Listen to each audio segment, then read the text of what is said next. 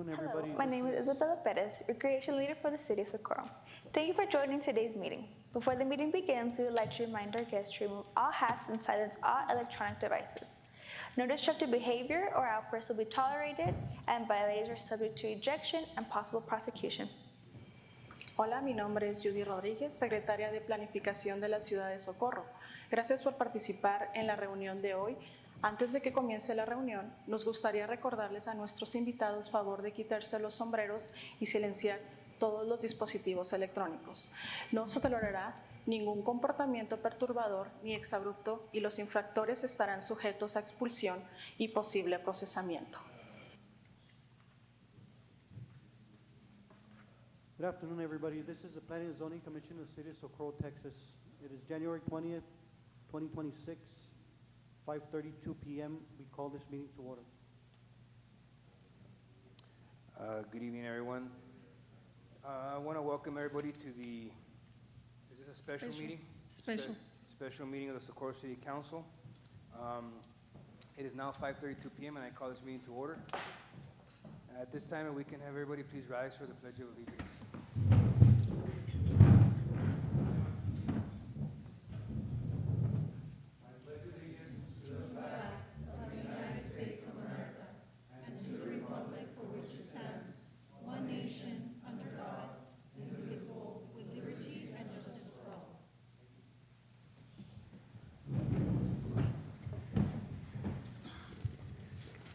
Item number 2, establishment of quorum. Andrew Arroyos, Here. David Estrada, Here. Julie Dominguez, Osvaldo Reza, Here. Yolanda Rodriguez. We have a quorum with 5 commissioners present. At this time, we'll go ahead and establish quorum for the Socorro City Council. Ruben Reyes, Here. Cesar Nevares, Alejandro Garcia, Here. Rudy Mayor Cruz, Here. Gina Cordero is absent, and Irene Rojas is absent. Mayor, we have a quorum. Thank you. Item number 3, open forum. Esteban, do we have anyone that would like to speak? No, we do not. Sorry about that. No, we do not. Thank you. No speakers, Mayor, for public comment. Okay, do we, does council have to open the floor for public comment for the record as well, or? Do we have any speakers signed up for? No speakers. No, no speakers? Okay. Item number 4, consent agenda. Do I have a motion? I make motion. Do I have a second? I'll second. All those in favor, I have a motion made by Andrew Arroyos, second by Julio Dominguez to approve. All those in favor of the motion? Aye. Any nays? Any abstain? Motion carried. Okay, agenda item number 4, this is the consent agenda. Do I have a motion? Motion to approve consent agenda. Second. There's a motion and second. All those in favor say aye. Aye. Any opposed or abstained? That motion carries.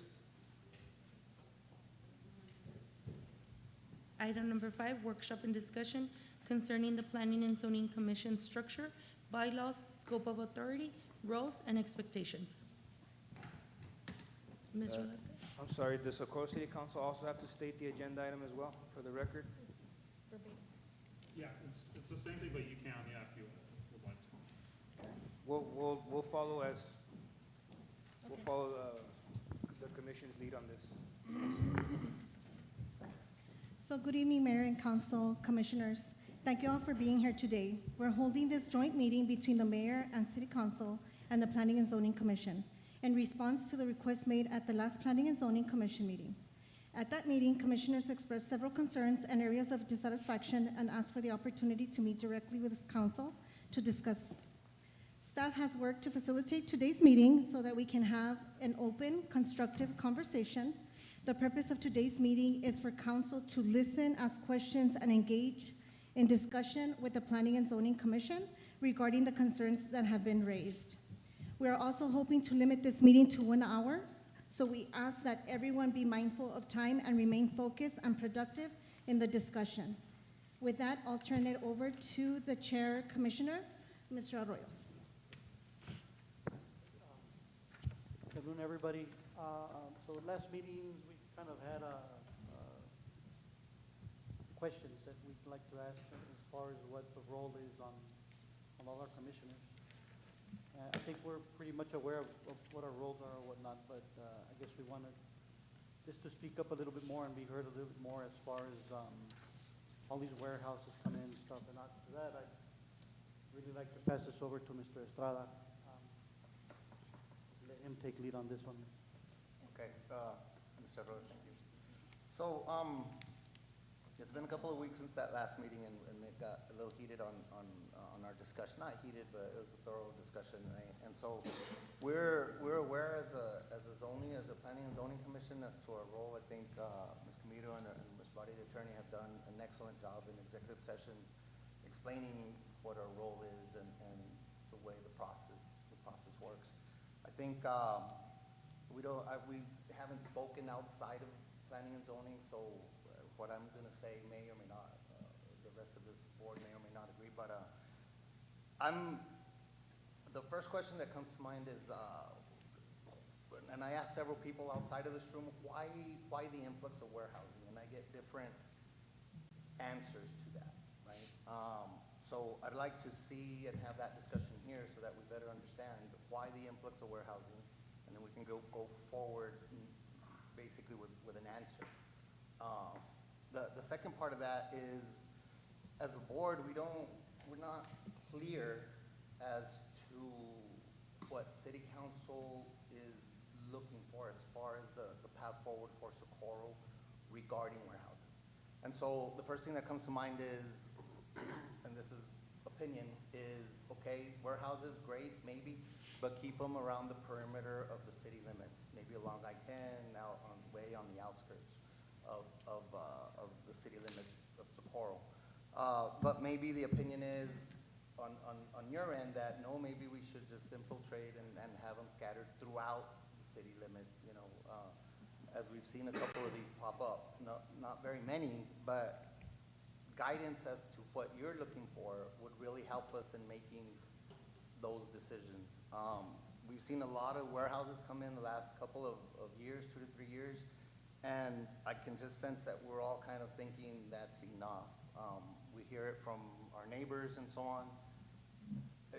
Why so many warehousing? Why not the infrastructure? And we understand, but explaining that forward is not always easy, as you guys, I'm sure you guys know, explaining to constituents. So I think my focus would, I'm thinking why the warehousing, and then what path can you paint for us going forward as these continue to come forward? There may not be any, and there may be a lot more. I'm of the opinion of we, as a city, hold a lot of valuable land, and we're in a strong bargaining position when it comes to the money that's coming in regarding warehousing. And so I think that we can push back and get a lot out of the people coming in to build these warehouses. But if we're not working together as a group with the city council, planning and zoning, and then everyone else that's involved, it just seems that we go round and round on this end, and then it goes up the chain, and it's the decision-making isn't always in sync with what we're looking for and what we're voting on. And so that would be the main area that I would be interested in discussing.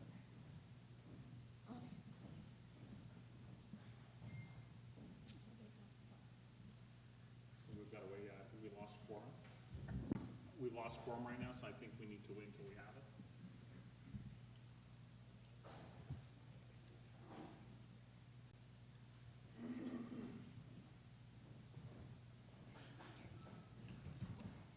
Mayor, for the record, Ms. Gina Cordero arrived to the meeting at 5:40. Thank you. And so can I add to Mr. Estrada's comments? I think that we're also caught up in the fact that we are looking at a comprehensive plan in the future. We have a book that tells us this is what we are going to do as an infrastructure. So we try to follow that, and we approve or disapprove according to that. But when it goes up to city council, then sometimes those get reversed. And so for the end goal is that as a community for Socorro, we wanted to grow, but we also wanted to go with with more residents because we want our school structures to grow with that. If we don't have more housing, we lose our schools because there's nobody gonna, once that generation goes past, then there's no other, who's gonna fill those schools? And I think that when we get caught up in a discussion and we cannot dictate to the developer what he can and cannot do with that property, but we can dictate or try to constrain him with the zoning that we're looking at on the comprehensive plan. And I think that is what we look at when we say, no, we're not gonna approve it to go to commercial or industrial, we wanted to keep it as a residential.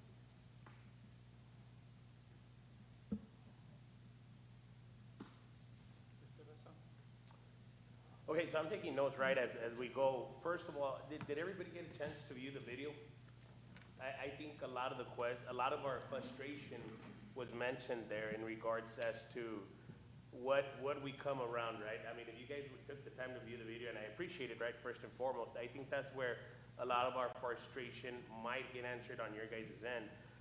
As to what, I guess at the end of the day, we need education, right? As what is it that the plan is, the communication in between us so that we're not deciding against each other, if it may, or to understand what weight our decision carries and how we can tag team together. I think at the end of the day, it goes into communication and to knowledge, because I've been learning along the road, right? And then sometimes what I know from the outside is not really of how the knowledge or how everything in here is guiding, right? So I might come in as a real estate investor, real estate agent, which is my career, and that might not be the same as a development as within the city, but then we also get approached by residents, and as a farmer myself, I sometimes don't have these answers for the residents, right? So I think it's just that where it comes to in the education that we lack, that we need to get in order to have better communication, better ideas of where we're headed, we're directed, and why our frustration comes upon when all these items are brought in, and then we don't know how to answer per se. I'll speak on my behalf, right? When I want to say no to something, I called the executive session, if I'm not mistaken, within the term that I've been, I think I'm going on 2 years, 3 times, because I don't know the answers, and then I want to say no, but I also don't want to get the city in a lawsuit involved, right? So maybe that education that I'm lacking might still give me the right of saying, because I believe we shouldn't approve it, I will say no, and these are my reasons, if I have that education on why to say no. Makes sense to me, that's where my frustration comes in. But I don't know where that guidebook is at, or I don't know where those videos are at, how can I say no to this specific item? I just want to know what our decision and how much it weighs, and how we can tag team to have the same vision and be on the same road as a city.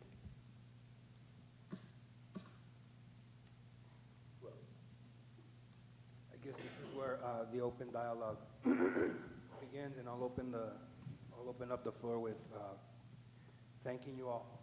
I know that the volunteer work that you all give to this city and this community is something that a lot of residents aren't willing to do, so I want to thank you all for taking your personal time and being so passionate about the growth of the city. And I just want to thank you all personally before we open the floor to communicate. So I do want to let every commissioner that sits on this board and every other board, let's remember the time that we all got a phone call from one of us sitting here requesting your assistance in serving on this board. I want to let you all know and remind you that those conversations can still continue to happen. The phone works both ways. You guys can always pick up the phone and call us and ask us a question, or email us. You guys are more than welcome to do that. I think that the frustration that everyone is seeing or feeling right now is one that's not controlled by what we want, what you want. It's one that's controlled by, number one, state law. Number two, the rules for which the planning and zoning has created, and we follow in accordance to the master plan. So there's certain amount of green areas that we need to keep. There's a certain healthy amount of residential that we want to keep. And I think that the frustration that I heard when I watched the video was about the warehousing happening on North Loop. And I want to make it clear, and I want you all to share this message with the rest of the community and our residents. We're not the ones going out there finding developers that want to come in here and build warehouses. We're not doing that. If someone wants to come in here and rezone what used to be farmland, agricultural, and turn that into commercial, just understand that within the realm of commercial, anything can happen that's in accordance with the rules set by the Planning and Zoning Office and also the state of Texas. The last thing that we want to do is if the simple question is, how can we stop warehouses coming in within a certain amount of feet of residential, then the only way that you all can stop it is not allowing the rezoning to occur.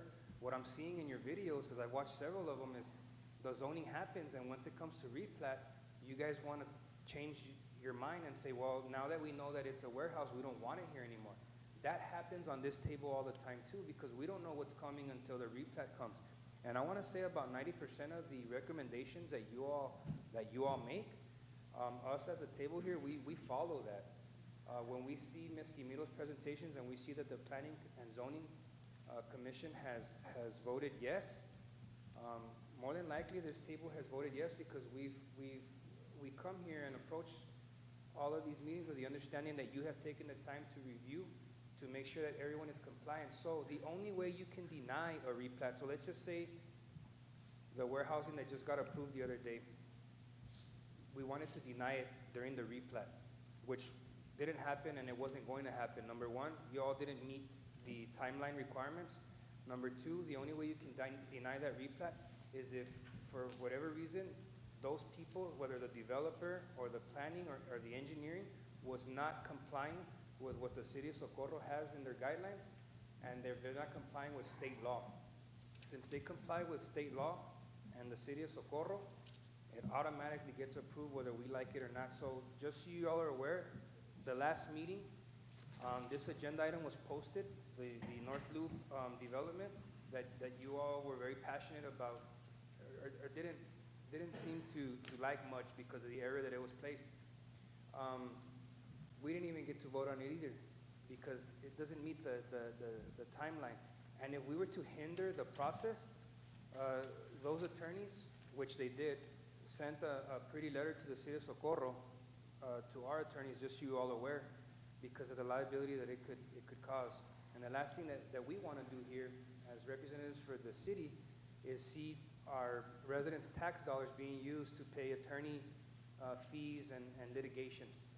We don't want to see it come to that. So if you all are wondering how we can stop or maybe change the way we develop in our city, we need to ask questions, and those questions can be asked to the Planning and Zoning Department. That's where all of your questions and concerns are going to be answered as far as how we're developing and if they're in compliance and they meet code and whatnot. But also keep in mind that there's also state laws that we have to follow.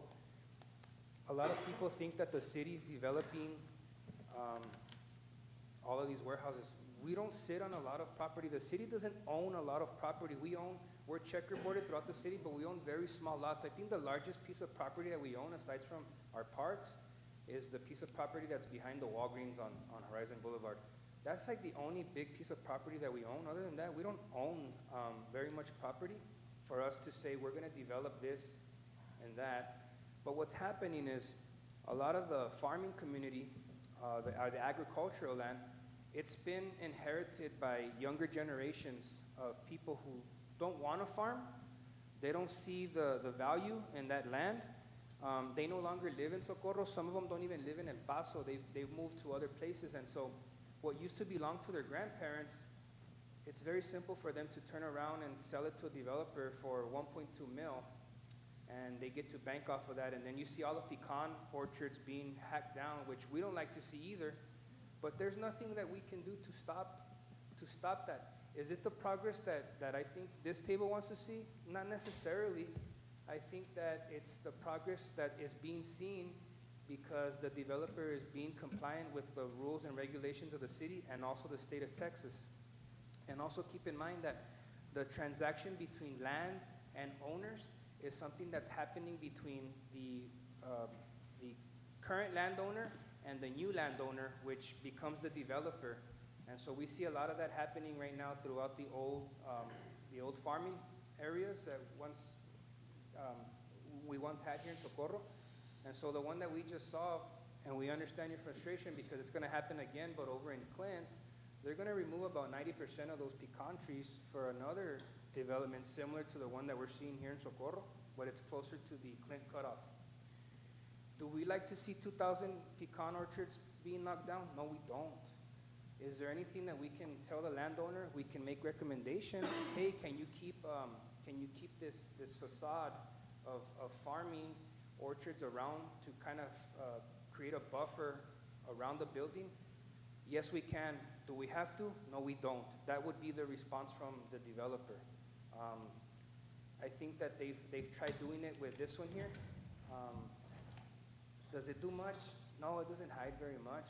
Is it a requirement? It's not a requirement. When Peter Piper came in to build their parking lot and the bank and the Walgreens and all that, they didn't have to comply with all that. But can you all make recommendations and can you all say, yeah, you know what, we want to put a condition. Can you all please keep a lot of the vegetation up front?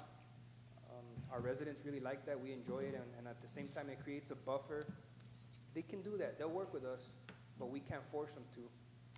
So I think moving forward, and just by reading a lot of the comments that were mentioned in the P&Z meeting, the last one, I think that I would recommend that if you haven't been given a copy of the bylaws, that's one that you guys would need to study.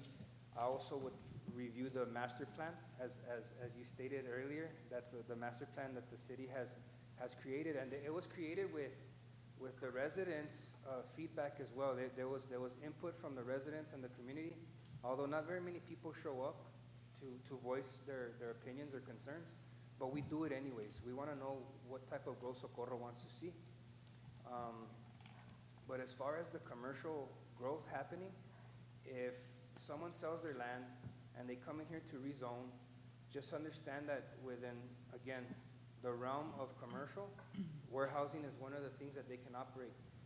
They can also put retail, they can also put restaurant operations, they can put bars, they can put all kinds of other types of development that lands within the realm of commercial. So if it is the desire for the Planning and Zoning Commission, because I did listen to your meeting, I know that one of the comments mentioned was we're not politicians, we don't want to be in the politics. If we wanted to be politicians, we would have ran for office, but I just want to remind you all that as collective decision makers and power relations among individuals, that by definition is politics. I think you all are feeling what we feel every week that we serve as elected officials. We get the phone calls, we get the concerns, and we also get the text messages and phone calls from family members that aren't happy about the decisions that are being made. The thing is that you all aren't necessarily making the decision of creating warehouses. We're not making the decision of creating warehouses. We're creating the decision of whether or not this developer came in with a plan that is in compliance, which for the most part they always have. And when they're not in compliance, the Planning and Zoning Department will always send them back to correct.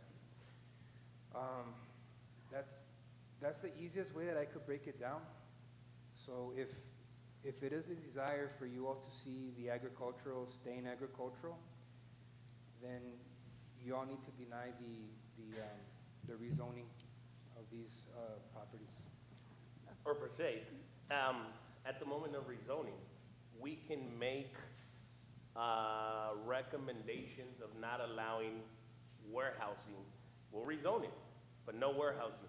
We'll allow retail, we'll allow, I don't know, restaurants, something like that. Is that allowable? Correct, but we're rezoning, so we're telling them we'll pass the rezoning to commercial from agricultural. You're almost holding them You won't do hostage this. to do what you want them to do. And we is that can't- not- We cannot not do allowed? that, no. That's their land. They can do whatever they want with their land. They can sell it off in pieces, they can do whatever they like. Not even as a recommendation. We can do a recommendation of all we want, but it's their land. I don't think you want somebody coming to your house and says, paint the wall blue. Of course not. And that's what I'm trying to tell you. It's their land, and the rules and it's for a reason. We cannot be telling people what to do with their stuff. But we can deny the rezoning. We can deny a lot of things, but the thing is, we're gonna be ending up in court. Correct. So what is the correct process to be able to deny a rezoning without having to go to court? And that's why we're asking you. Let's say somebody comes. There isn't. So then that's long- why I they're- said in the video, they didn't that break we any just laws. approve everything and let it get to you. Exactly. No, Right? this is, Right, so I mean, is there gonna be an education? Is there not? Because then if we can't do anything, then might as well pass it from planning and zoning over to you guys. well, no, you serve a purpose, and let me show you, let me explain to you what the purpose is and how it works. I want to say that every member that sits on the Planning and Zoning Commission was asked by a different representative, and maybe not this table, but maybe in the past, and it was more than likely somebody from your district. And so what you see here is you see an at-large, and you see District 1, 2, and 3, and then 4, representing the whole city and its community and its best interests. So Ms. Cordero will represent the best interests of what her community needs are. Mr. Garcia will represent the best interests of what his community and the needs are within his area. I want to say that you all do the same by listening to your community members and the areas of representation that you hold. This is the great thing about democracy, is that you have different people on the table that represent different areas of the city, making decisions collectively as a group. So I want to say that all of and go back into the minutes or watch the videos. You all are a democracy. This is a consensus, and if all 4 of you decide and say nay to something, then it gets denied or there's no approval. For the majority of the meetings, it's always been 3 yeas and 1 nay all the time, and that's why these things continue to happen and get approved and the development happens. Because collectively, as a Planning and Zoning Commission, you all have voted as a consensus to move forward with it. Now, if you all come together as a consensus and say, we don't like this, or we don't want to approve the rezoning, then it doesn't get rezoned. And then it comes to the city council, and it gets presented to us in the meeting, and Ms. Quimiro will say, this is the development, or this is the application that came through. Planning and Zoning Commission have voted unanimously no to rezone. Then that's where we can say, Ms. Quimiro, what was the purpose or reasoning behind the denial? And she can say, you know what, there's a lot of concerns. There's a lot of concerns from Planning and Zoning Commission because they don't like this development in the area because it affects maybe the traffic, or there's a school nearby, there's a church, or it's just not the flavor that they want for that area. Oh, okay. And then this body, again, because the council can either go through with what you all have recommended, or they can always say, you know what, we don't necessarily like the decision they made. Let's take the vote. The vote can also work the same way as you. I can have 3 no's on the table and 2 yeses, and it gets denied here as well. And there is no rezoning, and guess what? That property stays agricultural until the next application comes through. And that's how it works. But for the most part, as a consensus, you all have continuously voted for every single project to move forward, or rezoning application to move forward. When it comes here, we've noticed that the Planning and Zoning Commission has always voted yes, and there's always 1 nay or abstention or whatever. So by looking at that, this body says, we're gonna do with what the Planning and Zoning Commission has recommended. And 90% of the time, this body has always moved forward with the recommendation of the Planning and Zoning Commission. I think moving forward, the concerns that you may have, you all need to discuss and enter into discussion on the table. Hey, you know what? I don't like this in this area. So that way you all can state all of your concerns and what you're passionate about on the table, and you can vote. You can vote no. You have 2 options. It's either yes or no, or you can abstain from the vote, and that's the same those are the same options afforded on any governmental body when we go to vote. So that's how it works, and go So, ahead. I want to, I guess, ask a question, but I guess for clarification, because I understand everything that you just said, and so the discussion here, we have the discussion, and then it goes up as a pass, it passes, the rezoning passes. But I think the decision-making at this level is because we're being properly guided and being told by our attorney, for example, Ms. Camilo, saying the developer meets the guidelines that are in place. And so I think this decision is made based off of that. A lot of times, I'm thinking, we don't want to vote yes, but to stay away from any legal issues, we vote.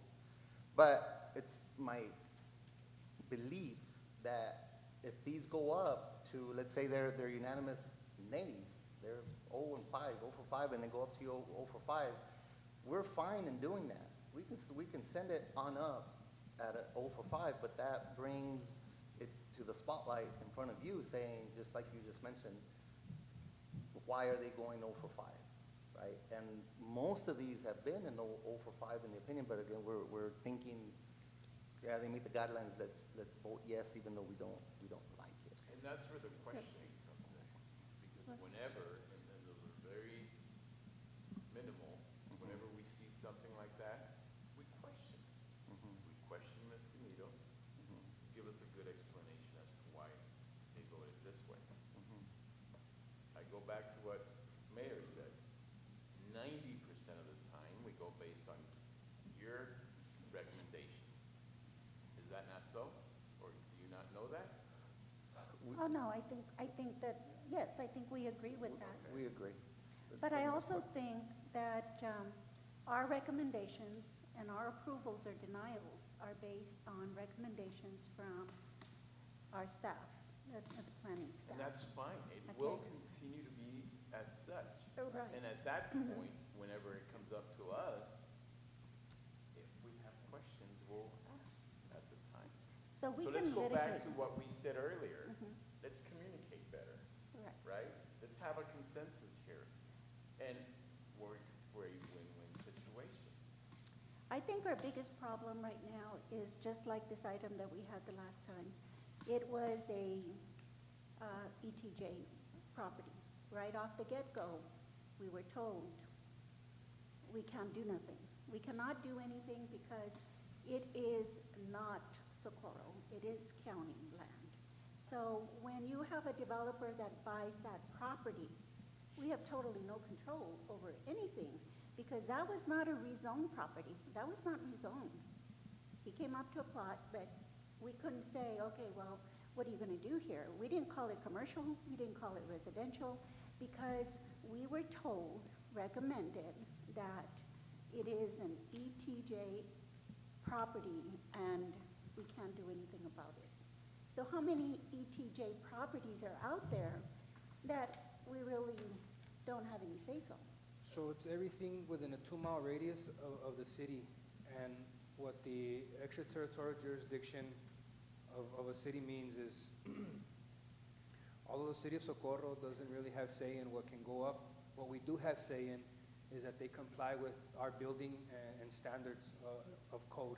If you go build a lot of these warehouses that are going up in our city, in the county, you can see that they don't adhere to the guidelines that we have here. You can go put a trailer in a county property or lot, and it doesn't necessarily conform to our standards here, because what we want to be able to say or control is we can't control your development because it's not in our jurisdiction as a municipal government. We at least want say and know that what you are building within a 2-mile radius of our city is in compliance and within code of what the city of Socorro has in their building and standards.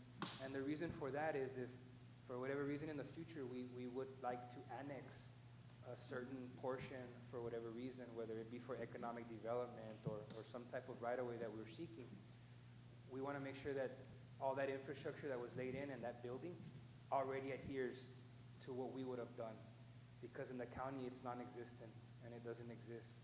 We want safer and better-looking buildings within the 2-mile radius of our city. That's all the ETJ pretty much is for us, although we have no say in the development that occurs.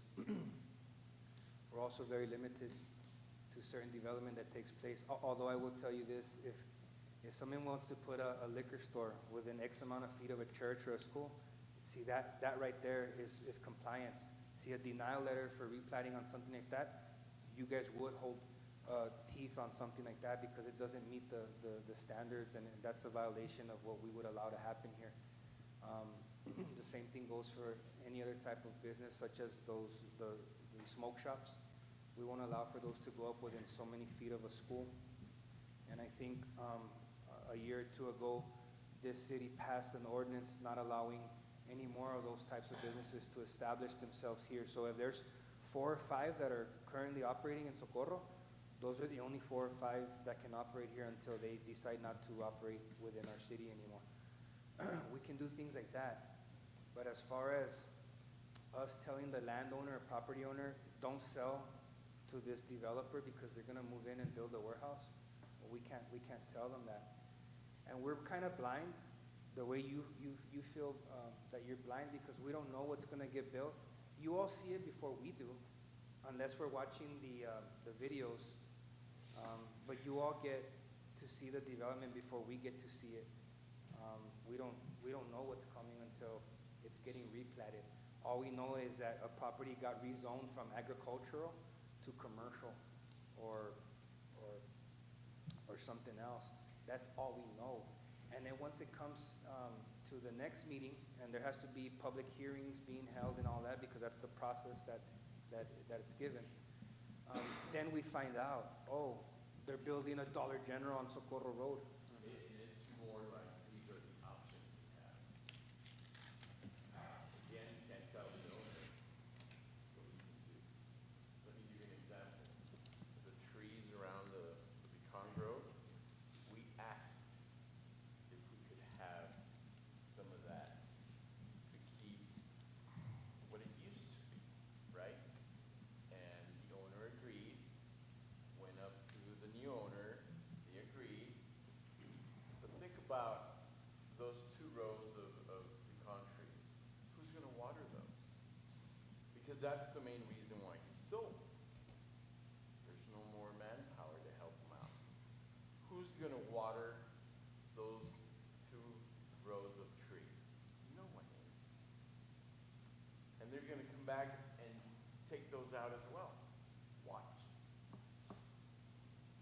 We can't tell the landowner. I mean, when it gets to us, it's either this or this, and that's where we can discuss and make the best informative decision. Bringing up that, go ahead. Oh, no, I just wanted to give you examples of some sort of stuff that has come up. I remember one time, I think it was right before, in my first term, we had something come up, and it was an ATJ. And sometime up here, we didn't agree. We were at odds, and that was right before, that's when I just got elected, and we were at odds, and no, nothing. And guess what happened? It passed with a no vote. With no votes means it's gonna pass. And with a 30 days calendar now, you guys know, it's still gonna pass. And so those are the kind of things that were going, and I can remember one thing that I'm trying to remember things that we've reversed on you guys. It's hard. I know for sure we've reversed a couple of duplexes, if I'm not mistaken. I think for sure that. But the big one that I remember is the warehouses by Inglewood and North Loop. We all agreed on that one. So that's something where I'm scrolling and see what you guys said and what staffing says. That's where we're getting our information from, because that's where I get my information from. I only speak for myself, because if you guys say no, then Ms. Camilo, why did they say no? And the time when I asked Ms. Camilo, why did they say no? If you watch the meetings, I'm always asking, why did they say no? Because it's an eye-opener when you guys say no, And why did you say no? And she'll tell me, they felt this, they felt that. Then I feel you. But these are the kind of things that I'm remembering, because there's a state law has changed. And it doesn't matter what we do, it might still pass if we say no. If they have everything in order, you know, if you have your money, if you pass your driving test, and you pass the written part of the test, why wouldn't they give you a driver's license? That's the hard part. And I'll be honest with you as well. We just had a presentation where we're running out of money. And we need a tax base. That's the biggest concern that I have, because we need a tax base. And who wants to do business with Socorro? I remember the days when nobody wanted to do business with Socorro. You guys remember those days? Nothing was growing, and nobody wanted to deal with this council. Well, it was another council, but as well. So progress hurts. It really, really does. I know it does. But it's a bump in the road, and we all have to, I mean, this is a good thing that we're talking about it. The one thing I'm kind of concerned about is the talking, the communication, because I don't think sometimes we should communicate them how people are going to vote. That does concern me. But the city manager is point to everything, is knowledgeable, and she can tell you, you call her and she'll tell you what's going on. You know, and that is the biggest thing you could do is get your agenda, have a question about this, this, and this. And she knows exactly what's going on, because what's happening here. And we cannot talk about votes. You can't tell me how you're gonna vote, I can't tell you how I'm gonna vote. And that's what I tell the residents. I can't tell you how I'm gonna vote, but I know my opinion. Because we're stuck. We're stuck here in Socorro, in a sense where we either grow, or we raise taxes, or we do this, or we do that. That's the hard part. Something's gotta give. I think Mr. Estrada had a comment. No, I'm sorry. Mr. Reza. Okay, so going back into that 90%, I think we've agreed on that 90% because we really didn't know we could say no, and then you guys would make the final decision. Well, that's speaking for myself. Correct. I think we were just going by the recommendation that staff would have, because if I would have known that saying no would alert you guys to actually have a discussion of, hey, why are they saying no? Believe me, we would have disagreed on a lot of items. The thing is that, oh no, they followed everything. Well, that's why I asked, how is our vote have any weight? Now I know it has some weight with you guys to acknowledge why we're saying no, because before, again, fairly new, right? I would just say, oh no, well, they're doing everything. Okay, well, no, I guess it's just a pass, right? Can we agree to that? So that's why. Your questions go back to the reasoning. You're providing your no, right? Correct. Let them provide some feedback, because in turn, we're gonna get that information as well. Correct. And I will ask Ms. Camilo, why did they say no? And then that's when you guys will like, get the well, reasons. But, you know, It just won't be on sentimental feelings, per se, is what I'm trying to say. It has to be We based can't on do that, something. You right? gotta leave that aside. Exactly, 100%. But the thing was that we would always go based on the recommendation. Staff recommends approval. Oh, well, we see approval. Okay, well then, why? Well, exactly. We never had this discussion. We never knew what we were able to say. So going back to the recommendation of the buffer zone that you said, we had always brought it upon us of saying, hey, that buffer zone, we'll approve a commercial rezoning if you allow a buffer zone per se, right? And then you're saying, well, who's gonna water them? They're gonna die. Well, that's why we have code enforcement. Let's say those pecan trees die. Code enforcement, since that's the way it was approved, should have the right to go out there and tell them, hey, those pecan trees died. You need to replace them with some plants, some flowers, something. Is that correct or wrong? Exactly. Okay. It's an example I'm giving you. Exactly, As a in landowner, you're not gonna come back and tell me what I'm gonna build. Correct. right? No way. I can agree to this, but then again, now, it's a hassle to deal with that, and the irrigation district. So as far as negotiations go, you cannot negotiate the development of a developer when they're adhering to all of the rules and they're in compliance. What you can do is make requests as a planning and zoning commission. We've done it as a council in the past. There was a question at the beginning of this meeting. Why why such the desire for the warehousing? Not my desire, not her desire, not his, not his. It's not anybody's desire. But you all need to realize where we live. Yeah. We're a border city. We live on the border where binational trade is something big. That's a lot of, that's how a lot of people here make their money, whether you're a truck driver transporting goods to and from, even between Mexico and the US. The Canadian border as well. They have the same type of development happening up there because that's what drives and boosts their economy. You go to the Midwest and there's certain states that, hey, their number one thing is potatoes. Other states is corn. Texas, it's pecans and beef. Same thing in Chihuahua. It's because that's what they're known for.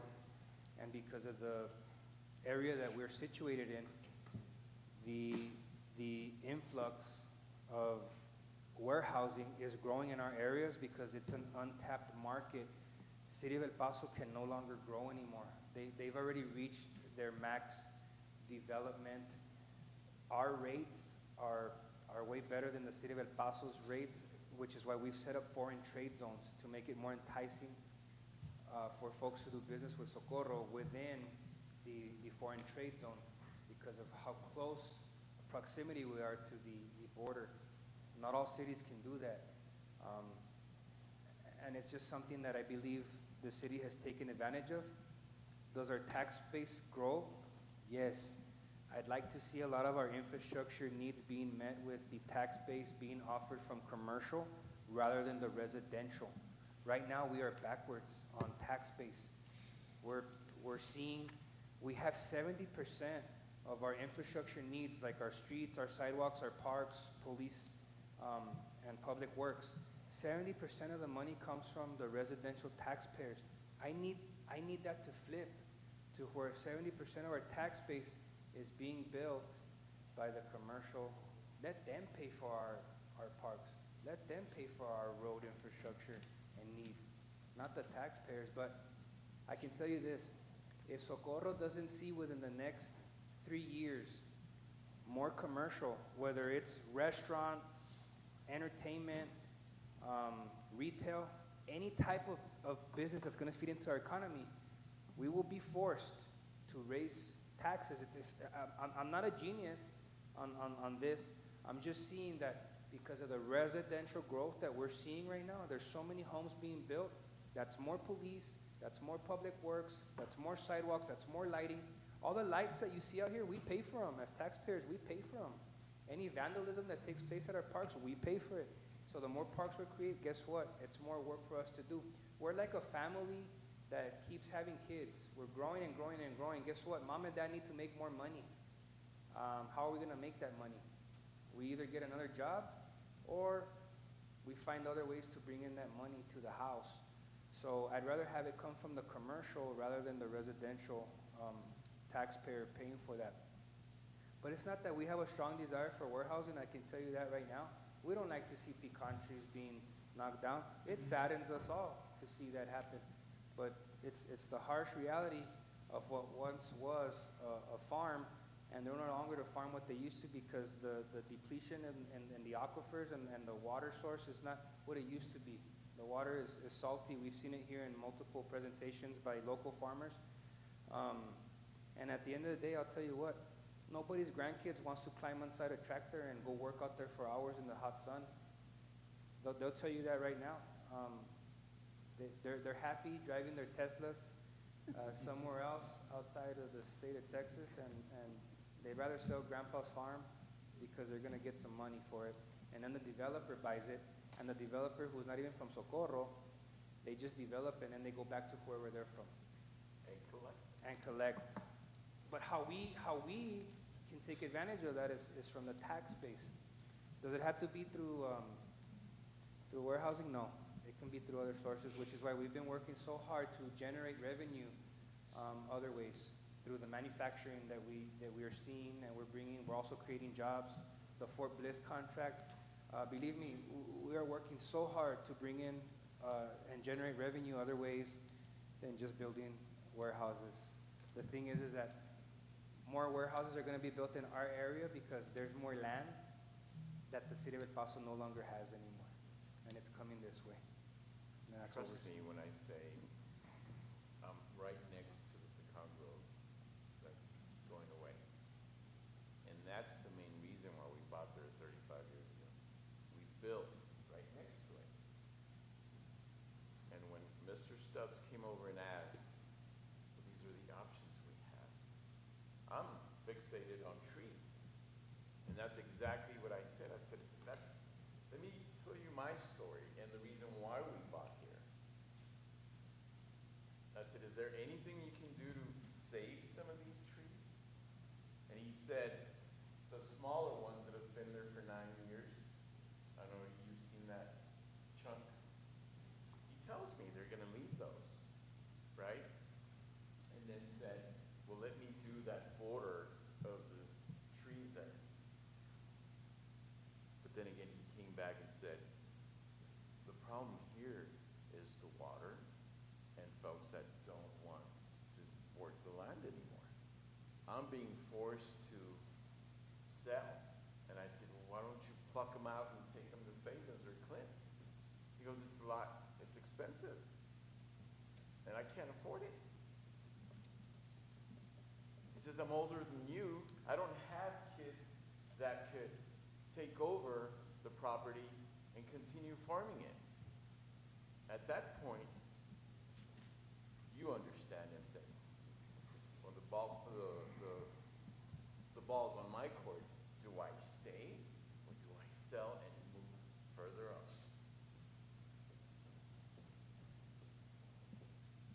I have two comments. We are with the commission. We've talked so many times, we wish we could see a different kind of development, something similar to Eastlake. And everybody, we get those comments too. How come Horizon is looking so beautiful, Horizon this, Horizon that? It's not Horizon, it's the county.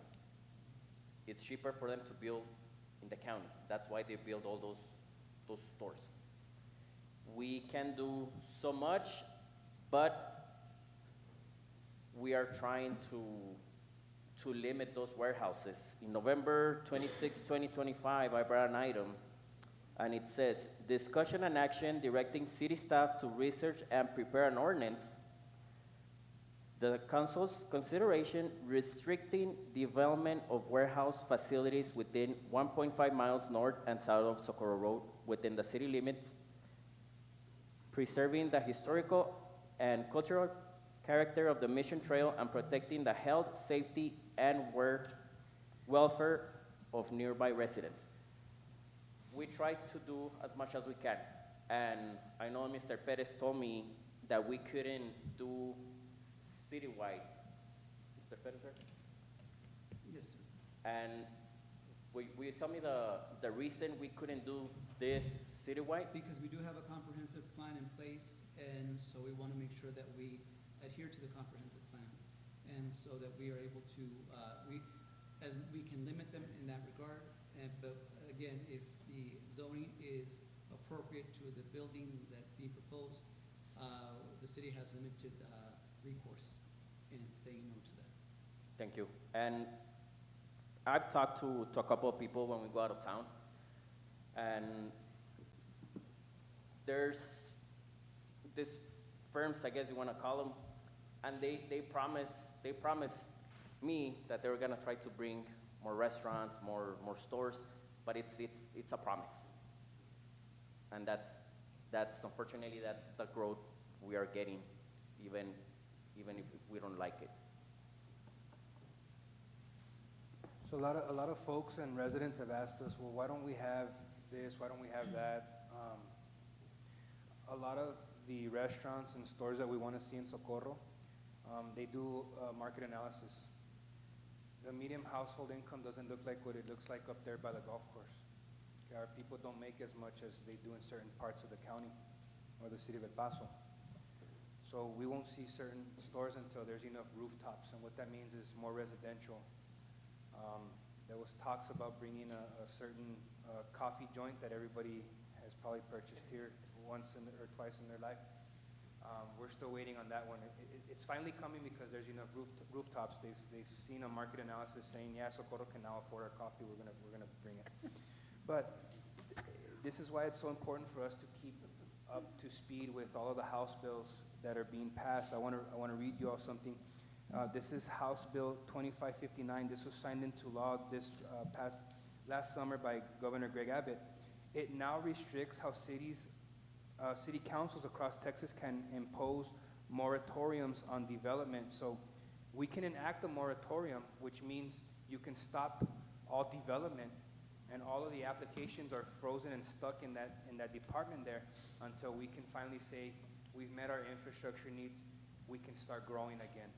But you put a stop to development, but let me tell you what's happening with that. The law requires, not my law, not the planning and zoning's rules or policies, the state law requires 2 public hearings, spaced out 30 days apart, followed by 2 separate council meetings, 28 days in between. And only after 3/4 of the council vote, then the moratorium can be approved. And even then, it can only last for 90 days. So that means only 3 months can you go into a moratorium before it has to be released. And all those applications, they have to start coming through and trickle down to you all and then to us.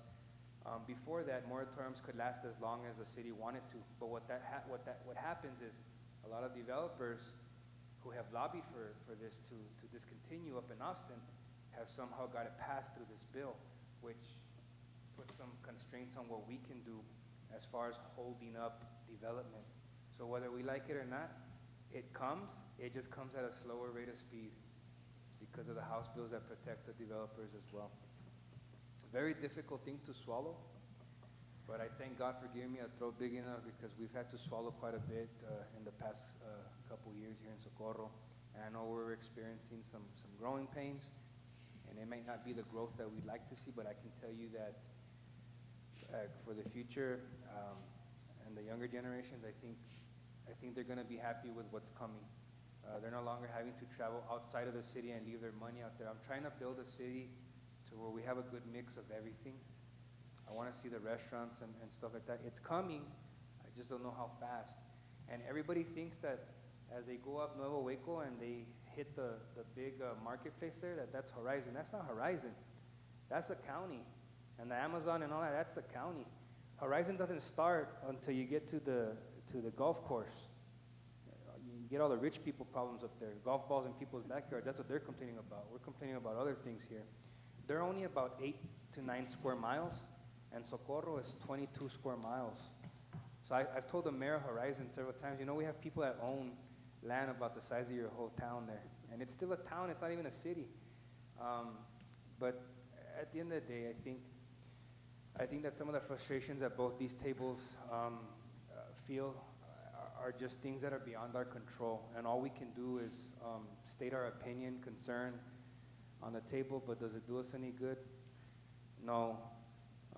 What does us good is to educate ourselves and know what we can and cannot do. I think that'll help us moving forward in the future.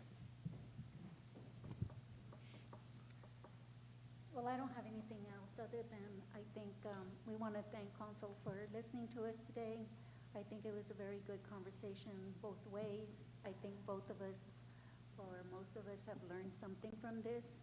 And I think that as a board, I think we can maybe be more diligent about how we process our agendas and maybe lean more on staff and maybe reach out to our districts and get some assistance. So thank you.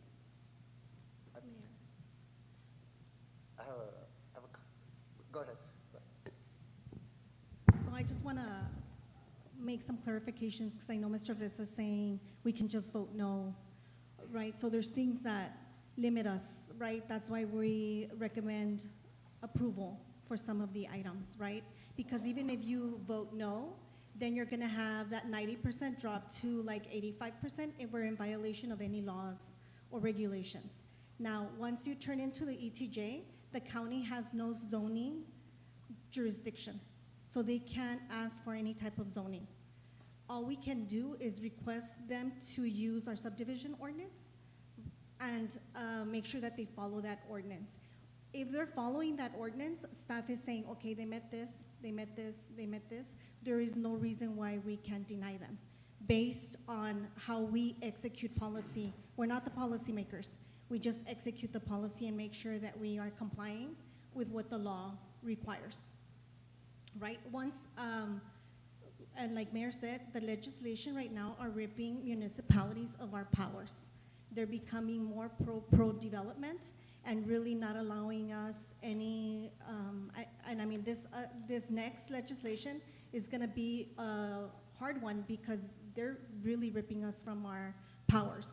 So it's important that we also talk to our legislative people, Mary Gonzalez, you have Senator Blanco, you have people that can fight for opposing those bills that are coming that are really limiting the way that these developers are developing around the city.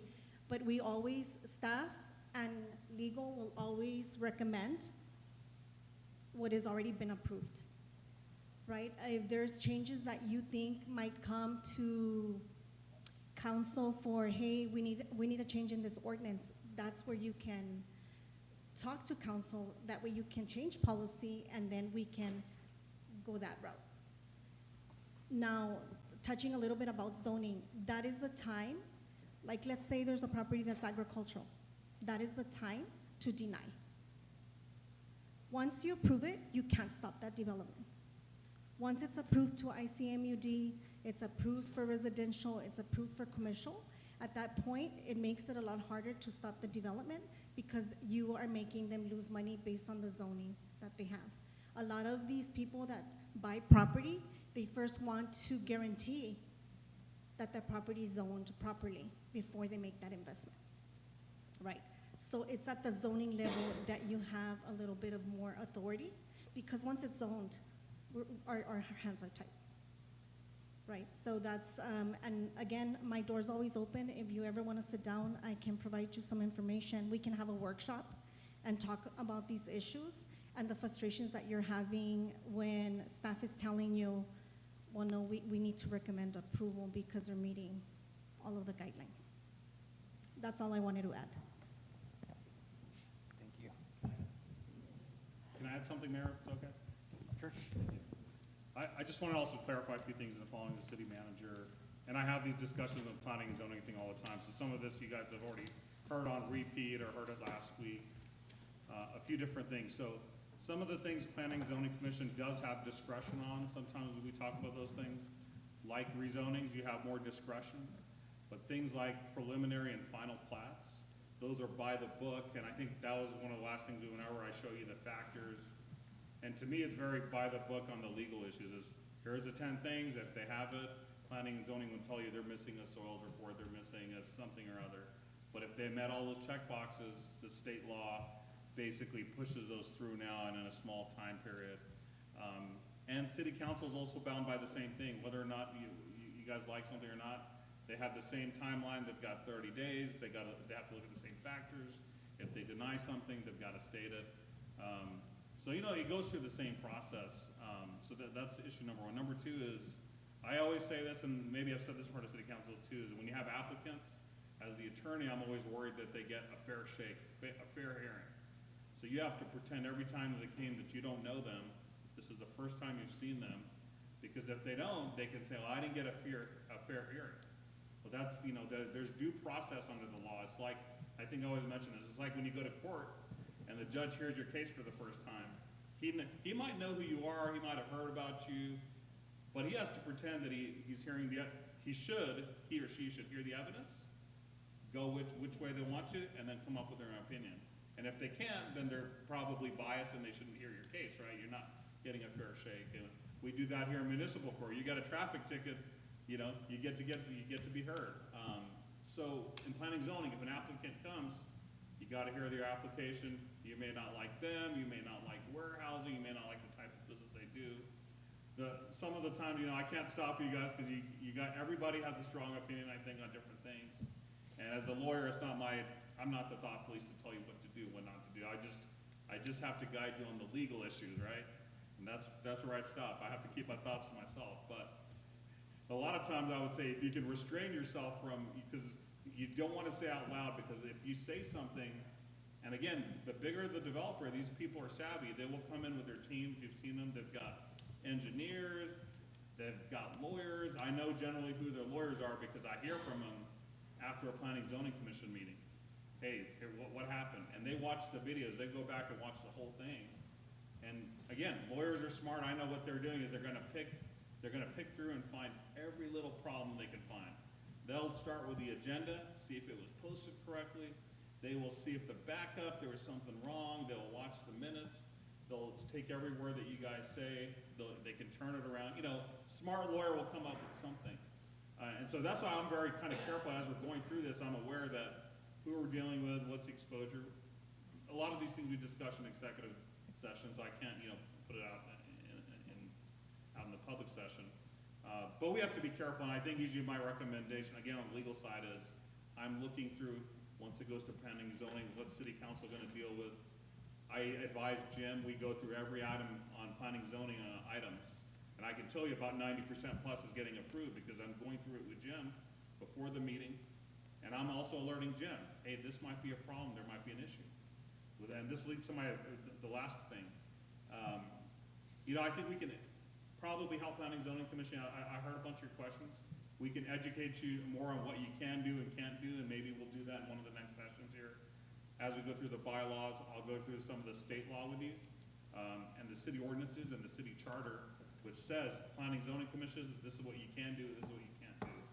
So it tells you. But the way it's set up is, it all comes to you first, as city council said, then it goes to city council. The city council has the final say on everything that happens in the city. And so it might be something you like or something you don't like, but even applicants, they're supposed to get a second shot. If they didn't like what happened at planning zoning, they get to go there and make their case again. And sometimes it's a couple weeks in between where they hear something, they hear a concern, and they say, you know what, I'm gonna come up with some new stuff to go to city council and bring up maybe I got some new evidence, maybe I got somebody else, maybe they convince the neighbor, look, I'll do X, Y, and Z, and I won't remove a tree, and so they try to do things before it gets to city council to fix a problem. But ultimately, city council has the final say on it, and people are supposed to get a fair shake in front of them too. And they're supposed to be independent. So they can take your recommendations, you know, and I think 90% they do, but they're supposed to think also independently. I can't tell them what to do. You know, planning zoning ultimately can't. They can take your recommendation, and then the decision lays with them. And that's kind of I mentioned in one of our last hearings that that's the American process, right? Even in court, you go to a lower level court, you win, you lose, you don't like it, you can go to the next court above it and you can appeal it. So the appeal is always to city council. They make the final decision, and that's with all the boards and commissions. I believe pretty much they all report to city council on these kind of items, and so they make the final decision. So that's kind of the process, but it's meant to be collaborative between both. So it's the only thing I wanted to add. I have man. So, okay, understood, thank you, but, and correct me if I'm wrong, but there's state law that dictates to all the cities across Texas saying that the developer has, the state law gives a timeline, and state law says that the developer has to meet the guidelines, the charter, the ordinances that each particular city has in place. And so long as they do that, that's where the check boxes come through. And if they do that within the timeline, then it goes forward. Is that correct? That's correct, yeah, on preliminary final plats, yeah. Okay, preliminary and final plats, and then rezoning, is it more or less the same thing as in the city, or the applicant needs to meet the guidelines that the city is imposing, whether it's ordinances or charter or whatever it is? So long as, when it comes up for rezoning, so long as they meet those requirements, then more than likely we don't have a say, it needs to move forward. It's for plats and replats, but is it the same thing for rezoning? Yeah, the rezonings are a little bit different, so the P&Z commission does have a little bit more discretion on that. It doesn't have that same checkbox as the preliminary final plats, and it doesn't have the 30 days and then the 30 days to the council. So there's a little bit more discretion on that, yeah. Okay, so then why not, as a governing body for Socorro, right? And that goes back to like the first question was, if we're, and this is an example, okay, but let's just assume that everybody is of the consensus that we don't want warehouses. That's not my position, okay, but let's just assume that. And then we have the zoning that dictates that. So for example, we have C1 and C2 right now, correct? So what if we impose C3, and C3 is for warehousing only? There's nothing else under C3, it's just rezoning for warehousing, that's it. And we put that into our zoning ordinance, and it's there, and we do it, and we push it, we do it quickly, so that when they do want to rezone, we know exactly what's going in there right from the beginning, and we say, we're gonna rezone this to C1, C2, you can do apartments, we're not gonna dictate to you what you can build, but we're not gonna give you R4 because that's strictly for warehousing. And we stop it there, and that's it. So, for example, somebody comes in and they wanna do another property down North Loop, well, we have, or it's a question, do we have the power to do that? Change the ordinances, the zoning, and say, we're only allowing warehousing in this particular zoning. It might not exist for us right now. It might be like an umbrella, like C2 allows a bunch of different stuff, but warehousing only goes under C3 or C4, and we make that determination as a group, and then that's it. And then now we have power as a city. Now we have, I think, the ability, I don't know that position, right? But I'm assuming that now we have the bargaining power. Now we say, no, we'll give you the zoning and we'll go towards it, but now you're gonna contribute this, now you're gonna give us the what do you call it, the turning lane, now you're gonna help us with TxDOT and push for that city light that we're looking for the turning lane, whatever it might be. It just seems that, and you touched on it earlier, Socorro has the land. Socorro has the land. Everybody, because we are a hub, we're right on the border. Everybody's looking over here, everybody. And here we are, just, well, there's nothing we can do, and it just seems that there should be something we can do. And that's where my question is, if we have the zoning in place, the ordinances, and state law says the developer has to follow the ordinances, then we set the ordinances, don't we? That's my question. Yeah, I would add, so to answer your question on a couple things, so number one is the comprehensive plan is what kind of governs, and so if there are different zoning areas that allow different kinds of development, it's already been allowed, and we already went through that process. I think this last year, I think we had a joint meeting like this, and there was a guy that came with little clickers, and everybody picked what kind of developments they wanted to see. That went through the community process, whether or not a lot of people participated. I think there was some good showing. They had a lot of meetings and outreach. But you can't outlaw just certain kinds of developments, and even that particular. And I think a couple of city council members mentioned it, that when you start limiting somebody's use of their property, you say, well, you can do X, but you can't do Y, but you can't do Z, but I like this, you can do A. So hold on. That's actually, it's a process called inverse condemnation, where I'm not allowing you to do anything on your property. I could go in and say, I won't let you farm there, it's agricultural land. I won't let you build, a shopping center, I won't let you build a gas station, I won't let you build a warehouse, but you can only build a school. If you do something like that, they will sue and say, well, you took away all my economic rights, I can't do anything with the property. I don't have the money to build a school, I'm not interested in building a school. And so when you limit somebody's property, that's where it becomes a problem. They have rights, and then they're entitled to compensation from the city, they can sue. And again, that's where me as a lawyer then gets involved and say, wait a minute, we're creating a lot of problems here. And a lot of these, I think I mentioned at the last meeting too, is it starts to be a budget constraint, and that's for the city council then to decide is how many people, if you go to war with them and you're using taxpayer dollars, how much you want to fight people on it. And if it's a priority, you can do that. And that's not even for me, the lawyer, to decide. If you ask me, what is the cost of litigation, I say it's gonna be 6 figures. You're gonna spend $100,000, $200,000, and I'll tell you up front, 99% chance you're gonna lose on a preliminary or final plat, because they met everything, and you may pay their attorney's fees as well. So you're gonna pay your attorney, you're gonna pay their attorney, and then you're gonna go lose in court,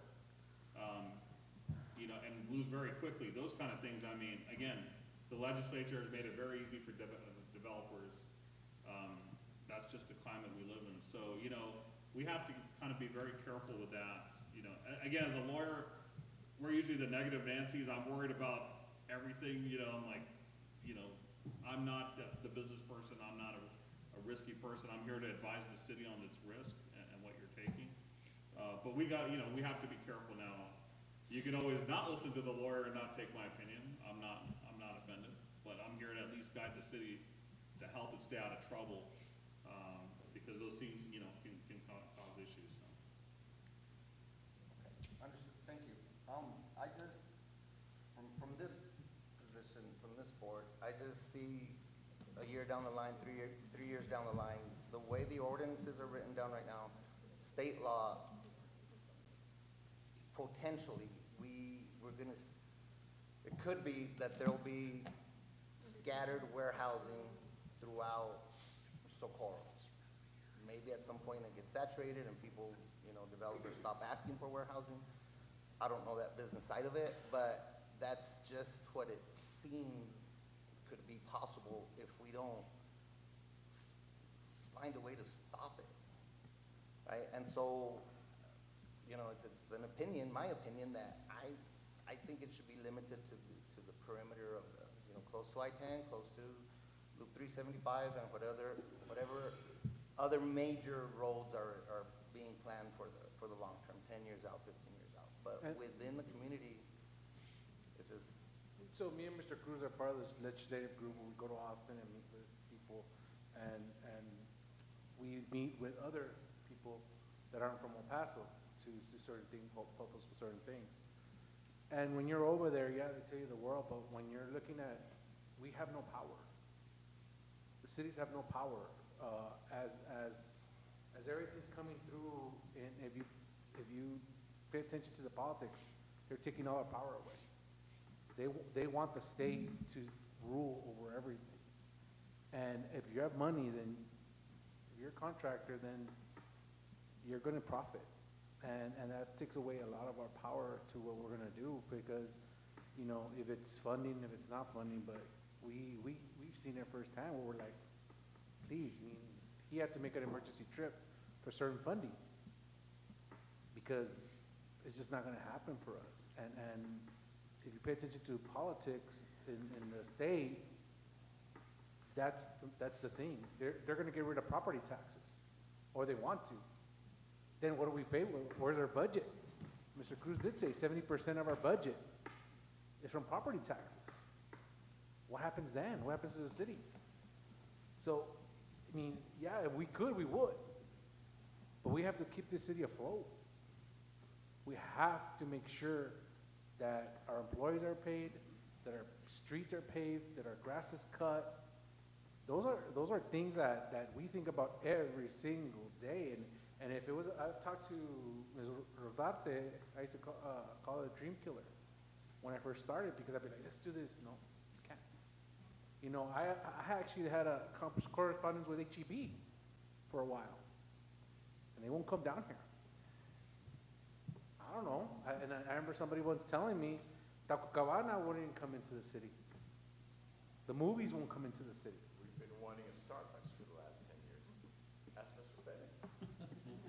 And it's just a matter of either we keep the city afloat, or we swing and miss, and then we're no longer able to have a police chief, we're no longer have staff, we're no longer to have any, you know, our 4th of July.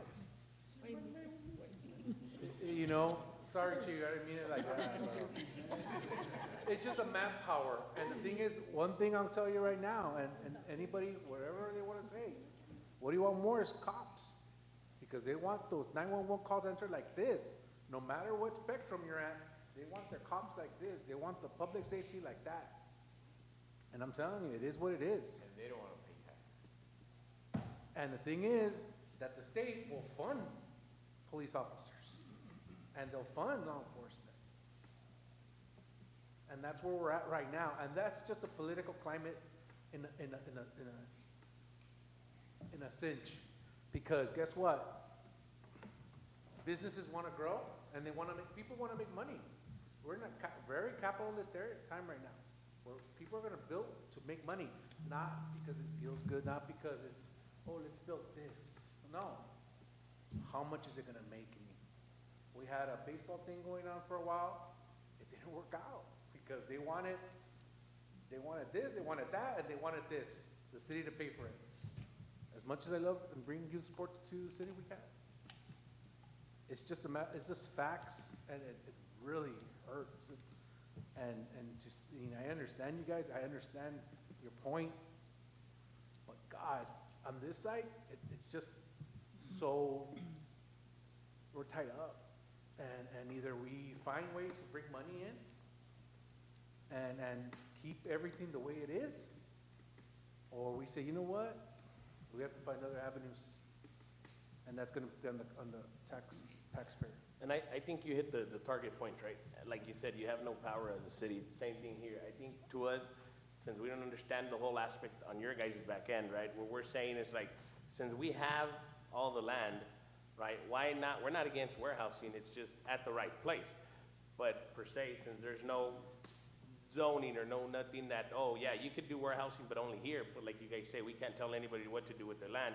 So meaning anybody, I mean, and I don't know the guidelines of how to rezone to commercial, right? But let's say somebody in the middle of residential, I know there should be some setbacks or whatever. They're allowed to convert to commercial, right? So, but basically at the end of the day, if it's already presented to us within recommendation for approval, well, we technically go back to square one, where it's like, hey, well, approve it, right? Because now we go back to, I lost it. No, Ms. Rodarte said, right? Well, no, we just can't say no. Again, right? To me, it was just, okay, well, we'll say no and we don't agree to it, just to grab your all's attention, right? Not and not just to grab the attention, but hey, this is a no because of this. Not because we're just opposed to warehousing, but because we think this needs to go someplace else, or because of this reason. But then we go back to square one, like Ms. Rodarte said, no, we just can't say no, because once it's already to you, they've literally passed everything. There's no reason why to deny it. So we're kind of, again, just locked by our hands, and that's where the frustration comes. But hearing you, it's like, you guys don't even have any power, so what does it give us? You know, like, that's where I was saying, like, okay, so then, how do we better help you guys? Is basically where I end up tied up do we just approve it? Do we just say no? Your opinion. I think that's where the confusion is at again, because we go back to square one, where Ms. Rodarte says, no, you just can't say no. My grandfather used to say, cada cabeza es un mundo. Correcto. And so I bring that here, and Rudy was really like, hey, we might not agree on anything, but at the end of the day, let's shake hands and let's do it. That's the first thing he said to me. So that's what it is, because if you say no to me, and if I have a constituent that says, I don't like this, well, it's affecting their life, so I have to pay attention. But if you say everything's fine, everything's fine. See what I'm saying? And I can remember back going to the Inglewood North Loop warehouses that were gonna come. And even our staff said no. You know, we could have approved it and it would have been that, but we came back and said, you know what? We need bigger streets, we need this fixed or whatever. And that was no. You know what I mean? Because that was something that I guess we all agreed on per se. I can't remember exactly, that was a couple of years back.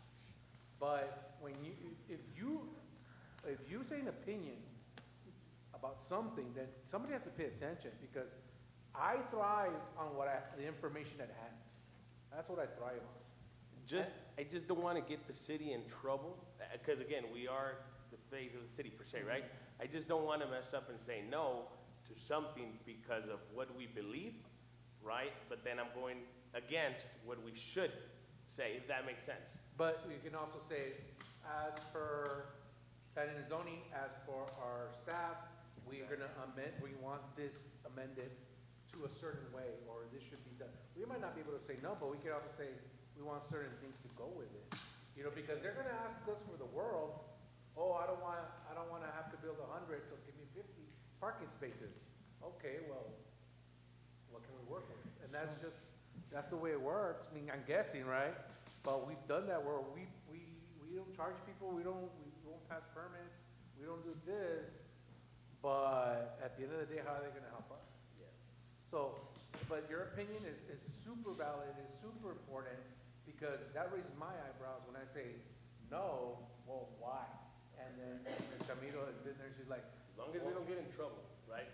So, So here's the thing, right? When in doubt, ask, right?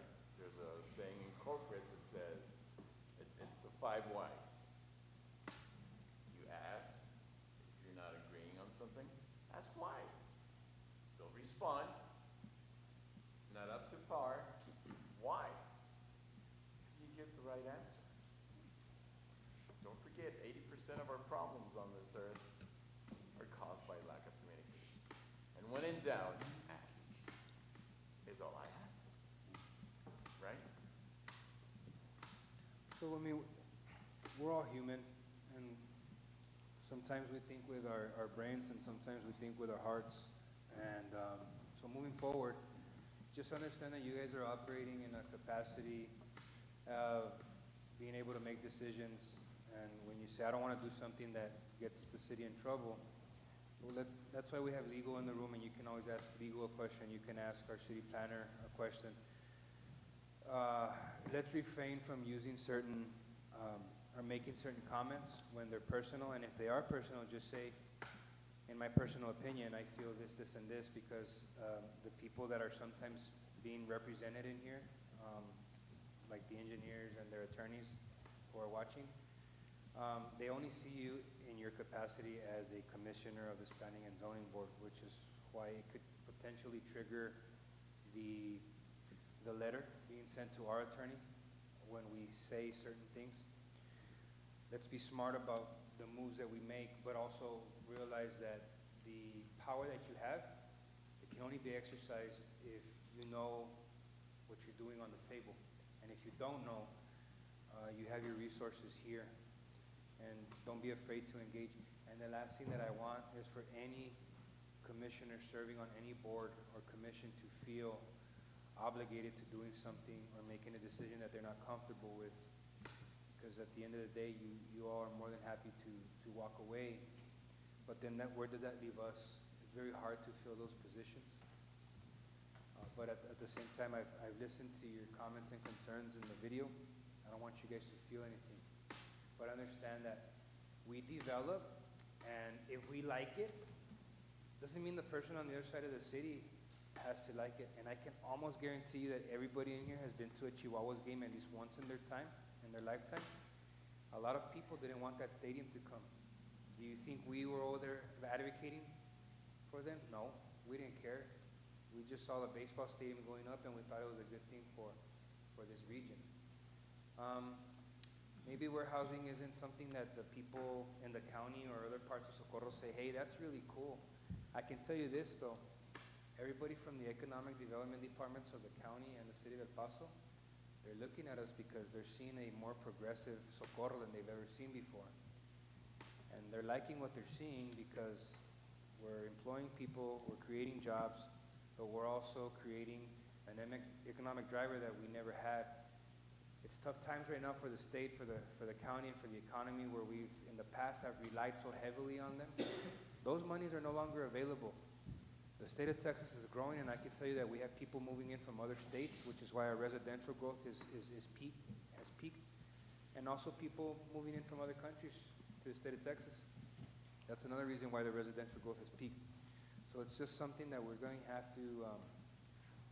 to just get along, because there was a time where the house that we live in today was probably a cotton field or a pecan orchard, and now it's providing shelter for our families. Yeah. But if there's no other discussion moving forward, again, I thank you all for taking the time that you do to sit and serve on this commission. Are there any more comments from the commission before we close the meeting? I'll just say that I thank you guys your time, and at no point are we against it. We just want to be on the same page. At no point do I think we're trying to become a burden or trying to go against with the growth that we see you guys are doing, and this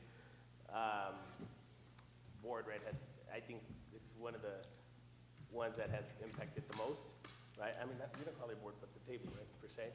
So we're all for it, and I think it's growing pains as well. And thank you as well for all you do, for hearing us more than anything. And understand that we live in the same community that you all live in. We drive down the same streets you all have to drive down, and we have to stop at the same stop signs and stoplights that you all have to. But as there's no more further discussion, do we have anything for executive session? No, Mayor, That we anyone don't. likes to discuss? I know that from the city council, we're gonna go ahead and entertain a motion to adjourn, and then the P and Z can also do the same. Motion to adjourn? Second. So there's a motion and second to adjourn the meeting. All those in favor, say aye. Aye. That motion carries. Make a motion to adjourn.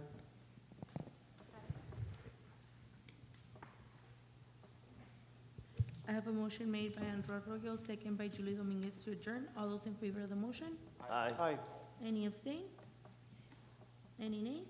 Motion carried, meeting adjourned at 7:02 PM. Thank you.